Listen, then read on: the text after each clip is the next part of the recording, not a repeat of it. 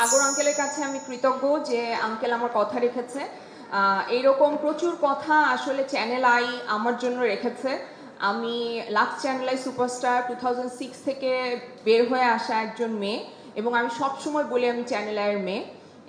সেই সম্মানটা তারা সবসময় আমার রেখেছে। আমি যখন যেইটা আবদার করেছি সেই আবদার তারা পূরণ করেছে, এবং এভাবেই যাতে আসলে আমাদের সবার পাশে চ্যানেল আই থাকে। এবং এখন আইস্ক্রিন আইস্ক্রিনে এই প্রথম আমার কাজ, আমি আগে আইস্ক্রিনের সাথে কাজ করিনি।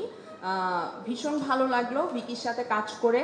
আমি নিজে ভিকি জাহেদকে বলেছিলাম যে আমি তোমার সাথে কাজ করতে চাই, তো সে যে আমাকে সম্মান করে তার কাজে নিয়েছে এটার জন্য আমি গ্রেটফুল। আর ওর একটা আলাদা ধরনের গল্প বলার স্টাইল আছে, যেটা আমার ভীষণ পছন্দ।